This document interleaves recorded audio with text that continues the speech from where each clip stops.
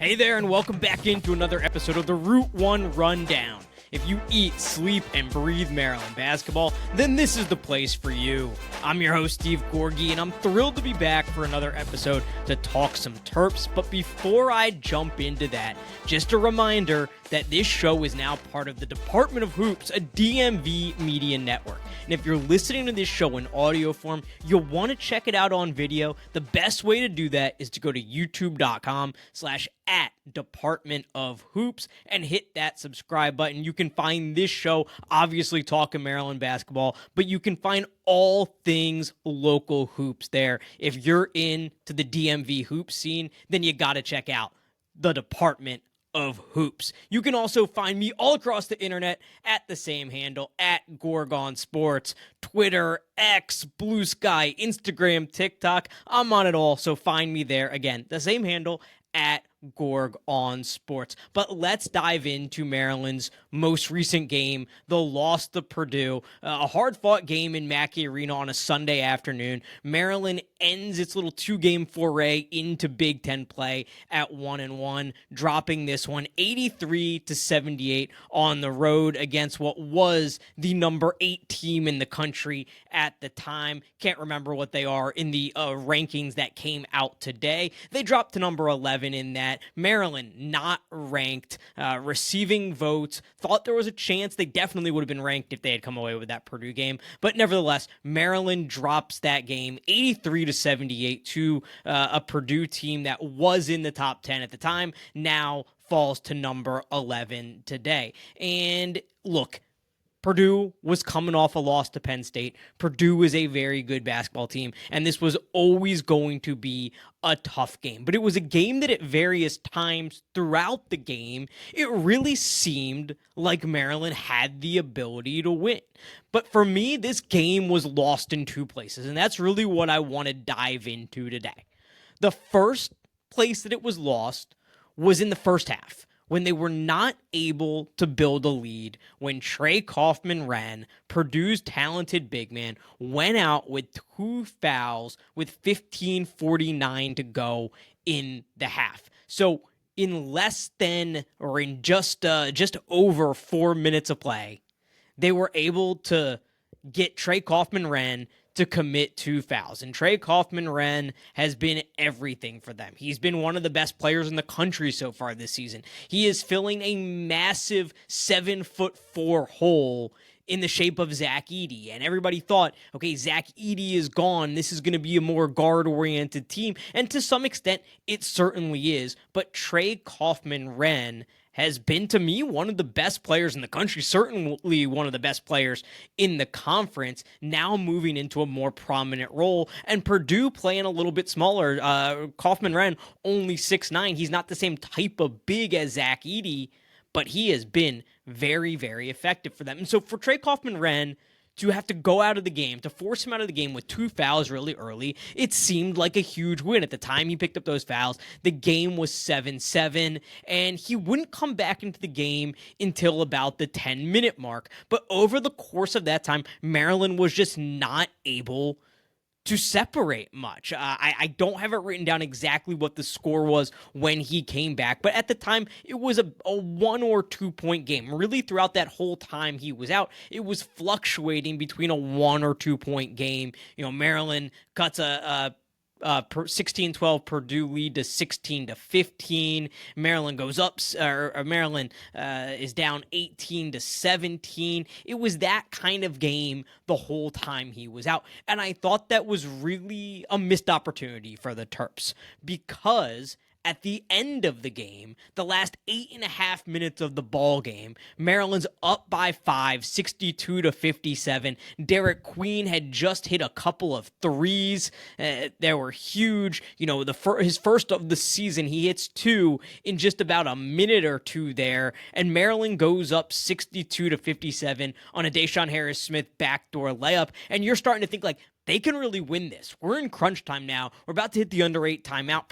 Purdue takes a timeout. They feel like they're on the ropes at home. They're down 5, and with 8:25 to go, it seemed like this was Maryland's game for the taking. But at that point, Trey Kaufman-Renn and Braden Smith, their point guard, really took over the game. They end up outscoring Maryland 26-16 from that point forward. And of those 26 points that they scored, Trey Kaufman-Renn and Braden Smith combined for 17. Trey Kaufman-Renn also grabbed a couple offensive rebounds. He had a couple of assists. He had a steal. And those two guys, two very experienced guys in the Big Ten, guys who have been through the battles of this conference, took over at that time.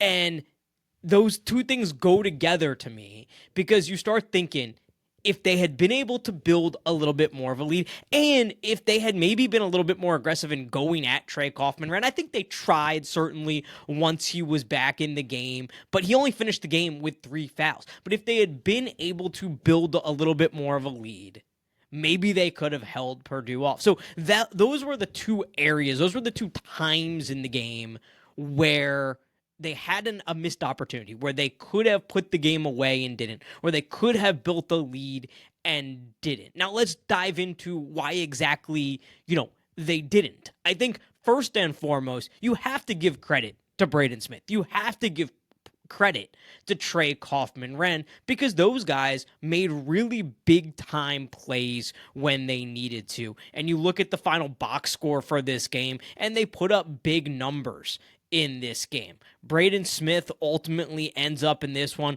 with 24 points on 5 of 9 shooting from deep. Trey Kaufman-Renn, 21 points, even with that early foul trouble. Oh yeah, Braden Smith also adds 10 assists. And I thought one of the problems, and I'm still trying to figure out, and everybody's certainly entitled to their own opinion on this, is did Maryland play Braden Smith the correct way? Because throughout the game, Braden Smith, they were doing a ton of high ball screens. And what Maryland was doing was they were not blitzing Braden Smith. They were not hedging with their big. They were playing drop coverage. And Maryland's guard, oftentimes Jacoby Gillespie, sometimes Rodney Rice, had to get over top of that screen and really fight over top of that screen. But it gave Braden Smith just enough space to hit a bunch of threes. And he's a guy throughout the course of his career that has struggled with turnovers at time. In fact, just the previous game for Purdue against Penn State, they really as a team struggled with turnovers. They turned the ball over 24 times in that game. Smith only turned it over 3 times himself. But throughout Braden Smith's career, especially as a freshman, it's something he improved a lot upon last season. He has struggled with turnovers. In fact, when Maryland beat them in 2023, Purdue turned the ball over a whole lot. Looking back at that game, you know what? Interestingly enough, in my mind, they turned the ball over a lot, but the stats don't really bear that out. Only 7 times in that game did Purdue turn that ball over. So check that. But he is a guy who, over the course of his career, has turned the ball over at times. That was what you thought of back in 2023 when you think, hey, how can we beat this Purdue team with Zach Edey? It's put pressure on their guards. And he's had a turnover rate his freshman year of 21.5%. Last year it went down to 21.1%. This year is his best yet, 17.6%.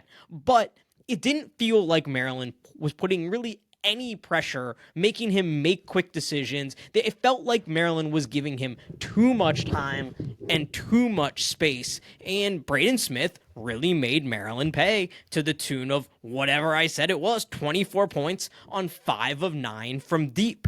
And some of that is you got to give a lot of credit for him for making those plays. Some of that is, could they have done something differently? Could they have blitzed a little bit more on some of those ball screens? Could they have gone to a little more Deshaun Harris-Smith on Braden Smith? Because Braden Smith is not a big point guard. He is not a big guy at all. And I thought that Deshaun Harris-Smith on him at times was giving him some problems. But at the end of the day, Braden Smith, a guy who was a junior, he has been in the battles of this league for years and years. He's been a day one starter for this Purdue program. He's played in a Final Four. He made big plays when it mattered most. He was a guy who was in control of that offense. He consistently made the right play. There was one play that I can remember deep in the second half where he got in the lane. He looked like he was about to shoot, got Derek Queen to commit, and he ultimately lays it off to Trey Kaufman-Renn for an easy basket. Braden Smith is just a guy who was in total control of that offense, and he made some really big plays. So on the one hand, you got to tip your cap to Braden Smith. But on the other hand, you kind of wonder, could Maryland have played it a little bit differently and at least tried to put a little bit more pressure on him and make him make some tougher decisions, put him under some pressure? And it's something that we've talked about a bunch over the course of some of these better teams Maryland has played. Maryland has done a great job at overwhelming overmatched opponents defensively. They rank 25th in the country in defensive turnover rate. That is extraordinarily impressive. But against Marquette, not so much. Just 8 turnovers for Marquette in that game that Maryland lost, the Terps' first loss of the season. Against Villanova, which I would say was Maryland's worst played game of the season, against Villanova, only 10 turnovers for Villanova. That's a 16% turnover rate.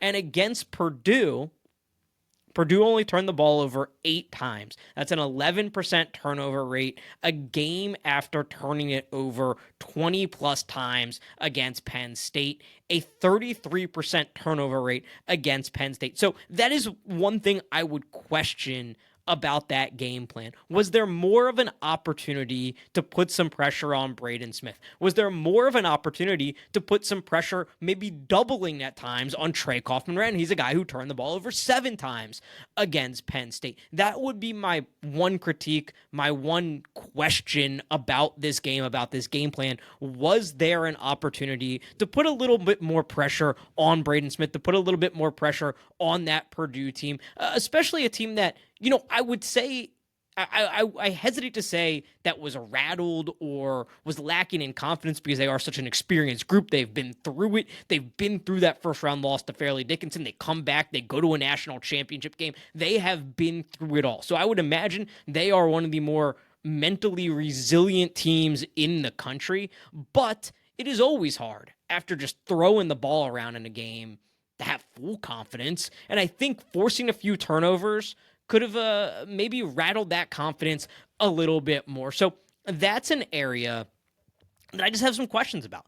That's an area that I still am searching for some answers on, because I thought the Ohio State game answered a lot of questions defensively where, I had been talking about, well, they've been really good against overmatched opponents, but against power competition, they haven't been quite as good defensively. Against Ohio State, you could not have asked for a better defensive performance. They were swarming, they were forcing turnovers, they were good in the half court, and now they go on the road to Mackey, one of the toughest environments in the conference, if not the country, and the defense didn't quite look the same. And credit to Purdue, but I think that's once again, an open question mark for the Terps going forward, is how effectively are they going to be able to force turnovers in the Big Ten?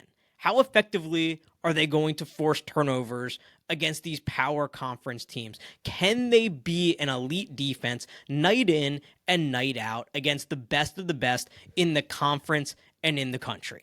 Now, the other thing I wanted to touch on was at the end of that game, the last 8:25, Purdue outscores Maryland 26-16. And the biggest question mark I had, I think with this team, everything does go back to defense. If they are going to be great, it's going to be because the defense is going to be elite.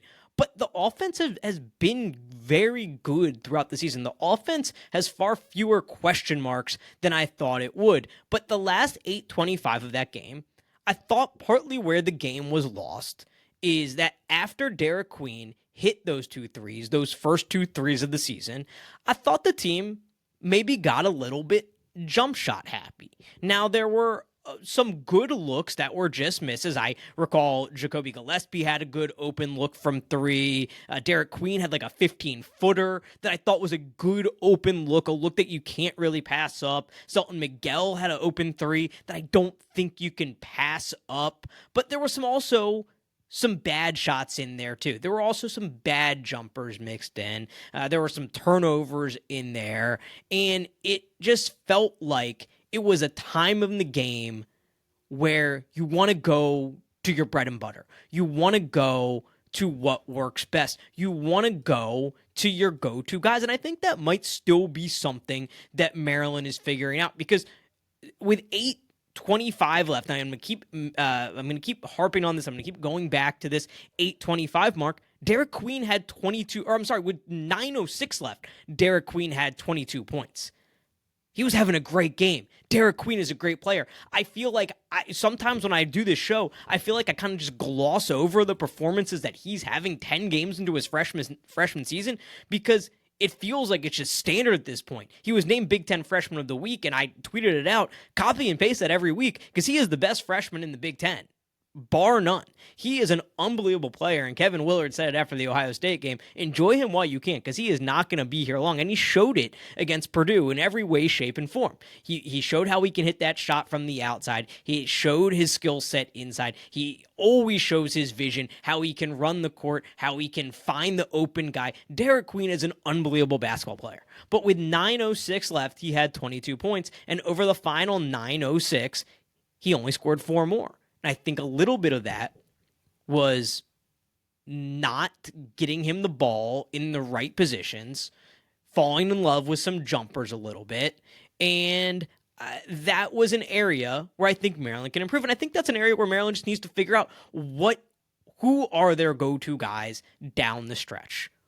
What is your bread and butter? What do you do? And this is still a team, it's easy to forget, that is gelling, that is coming together, that hasn't played a ton of basketball together yet. So that is something I think I just would have liked to have seen more, was a little bit more of a concerted effort to get the ball to Derek Queen inside, to get him the ball in the post. And Derek Queen's not necessarily a guy you have to he's not a Zach Edey type guy where he has to get position in the low post. You have to feed him the ball there, and that's the only way he can score. I just said it. Derek Queen can do a million things with the basketball. We've seen some of the Derek Queen, really one of the most effective positions to get him the ball on the floor is at the elbow in that high post. He can be very effective with his back to the basket. He can be very effective facing up. He can be very effective in a variety of ways. But I thought there was a little too much reliance on the jumper and not enough reliance on one of the things that Derek Queen does extraordinarily well, which is score in the post over the last 9 minutes of that basketball game. And you know what? That's okay, because Purdue is a team that I've said it 2-3 times already. They have been through this group. Fletcher Lawyer, Braden Smith, Trey Kaufman, they have been through the battles of the Big Ten. They have seen it all. They have been through the ups and downs. They lost to Fairleigh Dickinson in the first round. They turned around and they go to the national championship game last year. They have had the highs and the lows, and that's just kind of part of growing as a team. And I thought, all things considered, that's something that Maryland has to do. They have to grow as a team. They have to figure it out. They have to figure out their identity. They have to figure out who they are. And all things considered, to me, that's a game you would love to have. And I've spent the first however many minutes, 20 minutes of this show kind of nitpicking on how the game was lost, because it's a game, especially when Maryland gets a 26-point performance from its freshman big, when Maryland shoots over 40% from three from beyond the arc. It's a game you would love to win, but it's also an understandable loss. It's also a loss in one of the toughest environments in the conference, against one of the best teams in the conference, with some of the most experienced guys in that backcourt, one of the best players in the country through the first 10 games of the season in Trey Kaufman-Renn. So those are the two things I would really nitpick about this game. Is, could they have put more pressure on Braden Smith? Could they have forced some more turnovers, or at least tried to put more pressure and see if it would have had an impact? Because I thought Braden Smith was getting a lot of open looks, and he was really cooking them from beyond the arc. And then could they have made a more concerted effort to get downhill, to get to the rim, to get around the basket, to use all of Derek Queen's game? And part of that is on Derek Queen, right? He has to, he hit those 2 threes, and I think it's a great thing that he hit them, because it's only going to open up his game more when teams have to respect that. And it's been obvious he has a good stroke. He's hit jumpers. He just hadn't hit a 3. Well, he hit 2, and he was feeling good. He was gaining confidence. But part of it has to be on him too, and that's a maturing and growing thing. Say, hey, I hit those 2, but I can get that at any time, really. Let me show them what else I can do because I'm so good in the post. I'm so good when I have the ball in my hands and I'm going to the basket. So I think that's just a growth and development thing. That to me, those were the two areas where the game was lost. And those will be my two nitpicks with that game. Now, as I said, I'm not too down about this loss because I think it's a really understandable one. I think going 1-1 coming out of this 2-game stretch, it would be seen as a good thing. Going into it, that was kind of my thought. If they can split, that is a very good thing. If they go 2-0, then the expectations are through the roof at that point. But I think 1-1 is absolutely a good start to Big Ten play right there. I thought there were some good things in this game. I mentioned it already. They went over 40% from beyond the arc. For a team that my main question coming into the season was how are they going to shoot from the three-point line, to be shooting over 34%, to be in the top 150 in the country, to go to Mackey and shoot over 40%, that's great. That's a big check mark for me when I ask that question, how are they going to be from beyond the arc? I think Maryland has proven through 10 games of the season, they're a good three-point shooting team. They're not just a mediocre three-point shooting team. They're certainly not a bad team. They're a good three-point shooting team at this point. I thought Maryland shared the ball really well in this game. Maryland had 15 assists on 30 made field goals. That's something that when you look at the box scores, when you watch the games, that assist to made field goal rate hadn't been extraordinarily high. In fact, Maryland ranks 246th in the country in assists per field goal made. I thought Maryland shared the ball extraordinarily well in this game. And of course, again, let me just take the opportunity one more time to rave about Derek Queen. There is nothing on a basketball court that Derek Queen cannot do. 26 points, 12 rebounds, 2 blocks, and an assist in this one. Big Ten Freshman of the Week. Derek Queen can do everything on the basketball court. So to me, there were some really good things that came out of this. Jordan Geronimo was also back. That's a very good thing. He only played a minute in this game, but just to get him back and healthy is really important. He's a guy they are going to need over the course of the Big Ten season. He's a guy who transferred from Indiana. He played at Maryland last year, but he's been through some of those battles in the Big Ten, and I do think that experience matters once you get deeper into conference play. And then Jacoby Gillespie, I thought had a very nice game. I think Jacoby Gillespie was going head-to-head with Braden Smith in that game, and really, he's starting to establish himself as one of the best guards in the Big Ten. So, despite the loss, I do think there's a lot to take away that's positive. I think this is a very positive first 2-game foray into Big Ten play for the Terps, and I think what they've proven through 2 games is that on any given night, they can certainly beat any Big Ten team in any location. They can go on the road to a place like Mackey and win. That game was there for the taking. And if they can do that, they can go on the road anywhere and win. So I think Maryland has proven over the first 10 games of the season, over the first 2 games of Big Ten play, they can play anybody in the Big Ten and win on any given night. I think that is proven at this point. The main question that I have going forward is, can they be consistent enough on a night in and night out basis to actually win this league? It's a pretty open league. You don't look around at this league and say there's an elite team in this league. So that's my question right now. That's my big question right now through 10 games of the season. We know Maryland is good enough. We know Maryland has enough talent. We know that they can beat any team in the Big Ten on any given night. But can they be consistent enough to actually win the regular season crown, to possibly go out and win a Big Ten tournament? And that is the question that I'll be asking over the next 10 days or so, as Maryland has just one game. They have a 9-day break. They don't play another game until Tuesday, December 17th against St. Francis, and then they don't play again until the following Saturday. So basically over a 2-week stretch, Maryland has one basketball game. So that is the question I am going to be asking over the next 2 weeks. I'm going to be looking at the Big Ten. Everybody now has played a conference game. and most have played 2 at this point.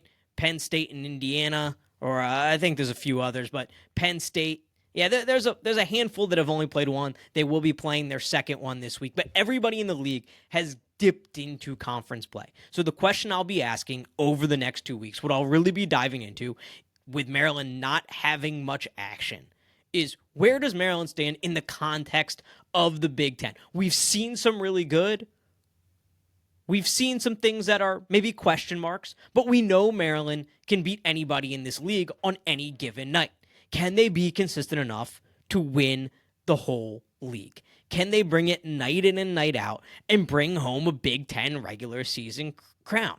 That is exactly what I'll be diving into over the next 2 weeks, and I'm looking forward to doing it with you. Thanks so much for tuning into the show today. Really appreciate it as always, and I'm looking forward to coming back and trying to answer that key question of whether Maryland can win the Big Ten this year. Until next time, this has been the Route 1 Rundown.